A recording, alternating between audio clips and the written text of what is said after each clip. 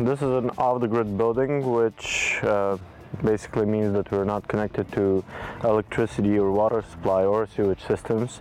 The house itself, it's called off-the-grid because it's able to produce everything for itself and to use its waste in order to support their inhabitants and their life. Purpose of having them in the wall, it's mainly two purposes. One is stability.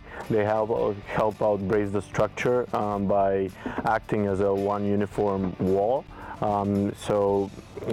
Because of all the weight, they're able to resist the soil pressure from the sides, and also to carry the weight of the roof partially for the back wall itself, especially. For insulation, we used the tires that are filled in with earth, clay that we have from the site, and they provide us with thermal mass, meaning that when the sun shines, it's gonna gather the entire warmth of the sun, and then later during the night, when it gets a bit more cold, then the heat comes slowly out of the tires, and this provides us with heating, free heating. So we collect water from the roof, it goes into a gutter, and then this water is recycled into a huge tank, and then there are some different filters that filter the water for us to be able to use it as drinkable water and for shower and toilets.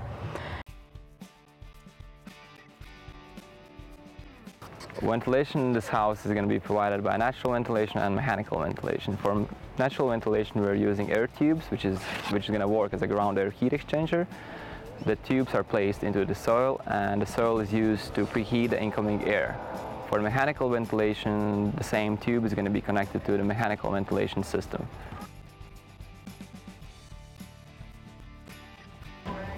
Energy for this house will be provided by our solar panels, which is a hybrid technology combination of photovoltaic panels and regular solar panels, meaning that these can produce you electricity and hot water at the same time.